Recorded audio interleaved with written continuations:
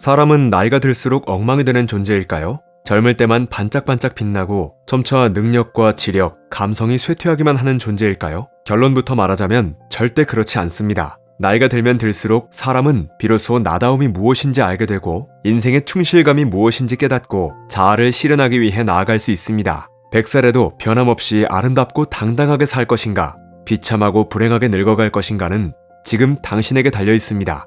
오늘 영상에서는 나이 들수록 반드시 바꿔야 할 4가지 태도를 소개합니다. 이 4가지를 주의하셔서 성공적으로 나이 드는 법을 배워보시길 바랍니다. 1. A는 B라고 단순하게 사고하는 것. 젊었을 때는 단순하게 생각하는 경향이 있습니다. 다른 측면은 생각하지 않고 그래서 A는 B라는 말인가요? 와 같이 간단한 답을 선호하죠. 레몬을 보면 입에 침이 고이는 생물 반응처럼 젊었을 때는 A이면 B가 틀림없다처럼 즉각적인 사고방식을 취하는 것입니다. 이런 단순한 사고방식이 젊었을 때는 긍정적으로 작용합니다.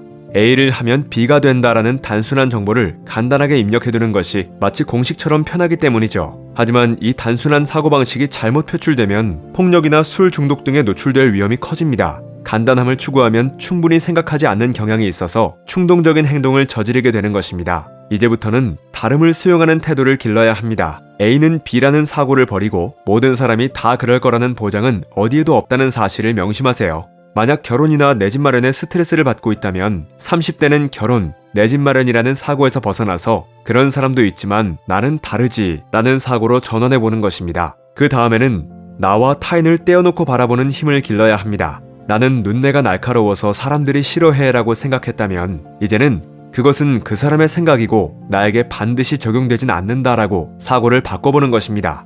A를 하면 B가 된다라는 단순한 사고 습관을 벗어던지고 세상에는 다양한 사람이 존재한다는 점, 일이 잘 안 풀릴 때도 있다는 점을 실감하는 것도 중요합니다. 세상에는 수많은 정답이 존재합니다. 세상을 폭넓고 다차원적으로 사고해보세요.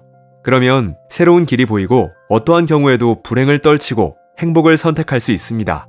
행복한 고령기를 맞이하고 좀 더 편안한 노후를 보내고 싶다면 A는 B라고 단정짓거나 스스로 올가매는 사고 습관을 던져버리세요. 나 자신에 대해서도 타인에 대해서도 다양성을 인정하고 관대해질 때 비로소 당신만의 삶을 살아갈 수 있을 것입니다.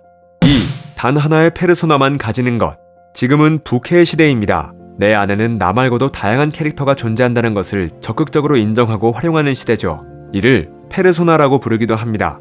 유럽과 미국에서는 가면무도회에서 쓰는 마스크에 빗대어 가면을 쓴 나를 페르소나라고 부르는 것에서 기원한 것입니다. 당신은 몇 개의 페르소나를 가지고 있나요? 만약 당신이 단 하나의 페르소나만 가지고 있다면 지금부터는 당신의 역할과 성격을 생각하면서 상황에 맞게 사용할 수 있는 페르소나를 늘려야 합니다. 잘 이해가 되지 않는다면 다음 사례를 한번 보시기 바랍니다.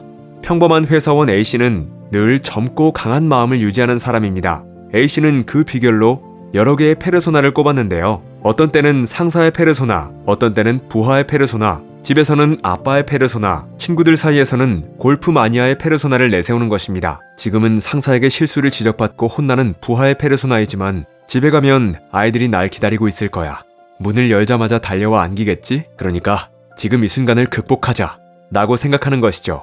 이처럼 페르소나가 여러 개 있으면 지금 하는 일이 잘 안 되어도 괜찮을 거야. 질리거나 지치면 다른 페르소나로 바꾸면 되니까 라고 생각하는 습관이 생기게 됩니다. 책 심리학자가 들려주는 우아하게 나이 드는 법은 Successful Aging, 즉 성공적으로 나이 드는 방법을 설명하고 있습니다. 이 책에서는 특히 나이가 들수록 사회적으로 요구받는 것이 많아 스트레스를 받기 때문에 더더욱 페르소나를 늘리는 것이 좋다고 조언합니다. 하나의 페르소나에 속박되는 것이 아니라 이런 나도 나, 저런 나도 나 하며 페르소나를 늘리는 것이 젊음을 유지하면서 성공적으로 나이 드는 방법이라는 것입니다. 실제로 당신의 페르소나를 5개 말해보세요 라고 했을 때 술술 말할 수 있는 사람 중에는 우울증을 앓고 있는 사람이 드물다고 합니다. 아버지, 남편, 부장님, 노래방 마니아, 골프 마니아, K-팝 덕후, 풍경사진 마니아 등 다양한 페르소나를 가진 사람일수록 표정부터 밝고 비관적인 고령기를 보낼 확률도 아주 낮다고 합니다.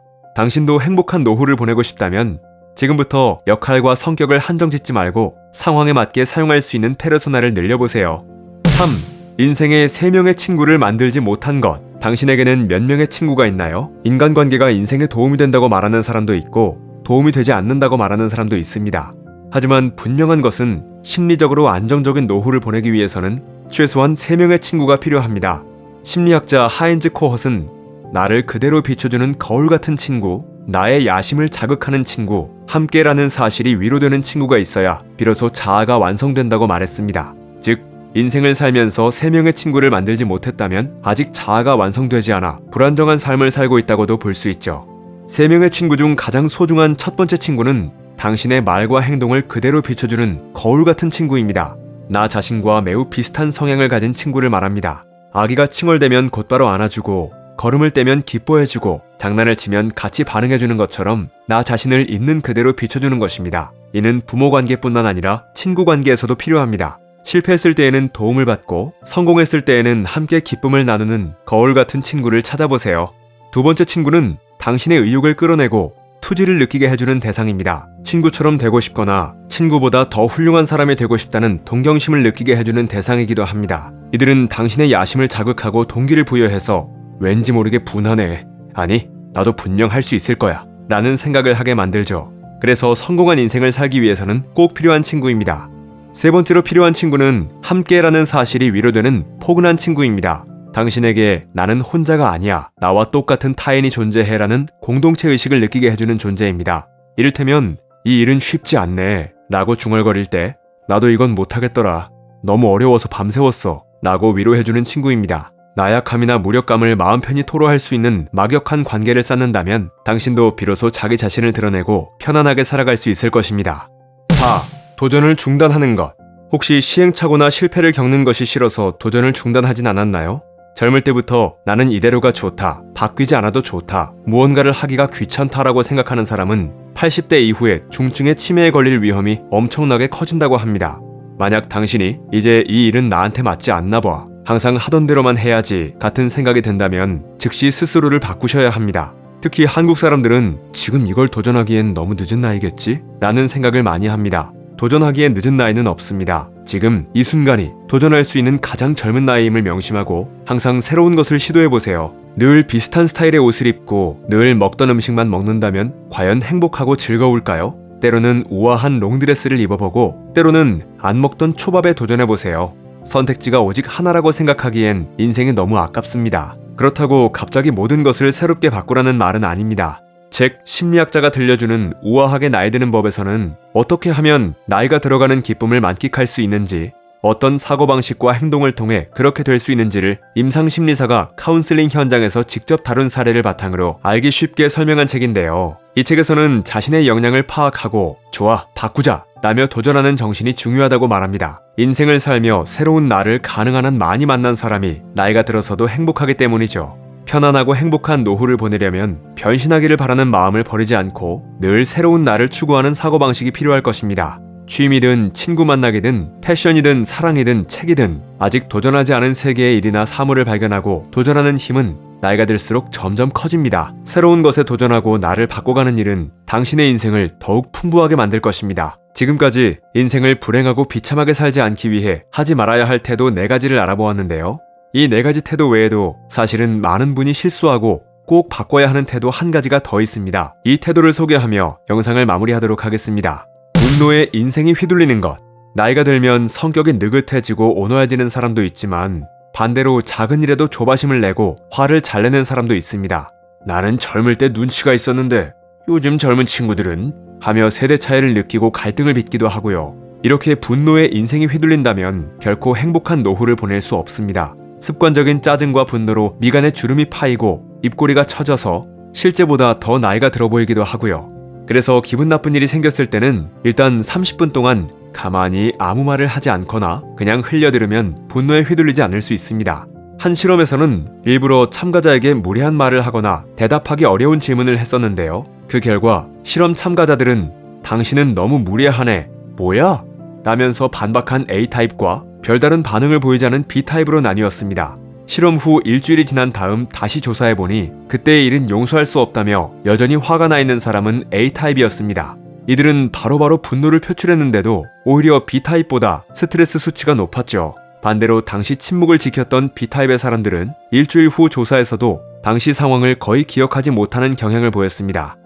기분 나쁜 일이 생겼을 때 곧바로 받아치고 싶은 마음은 이해하지만 Successful Aging, 즉 성공적으로 나이 들기 위해서는 일단 30분 정도 침묵을 지키는 습관을 들여보세요.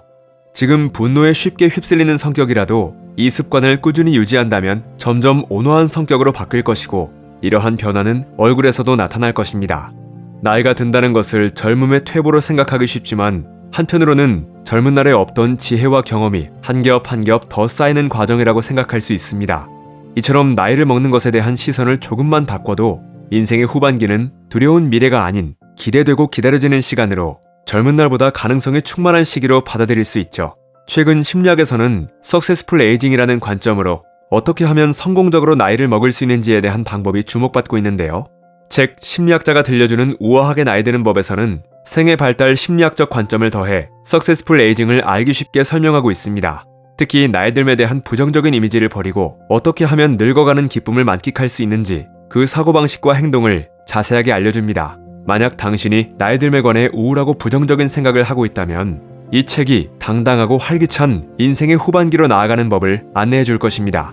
나이가 들어갈수록 점점 우아해질 것인가, 서서히 볼품 없어질 것인가, 이는 지금 당신이 어떤 마음가짐과 태도로 살아가느냐에 달려 있습니다.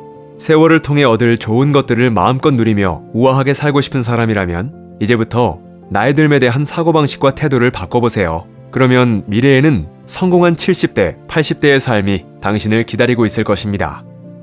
책갈피였습니다. 당신의 성공과 행복을 응원합니다.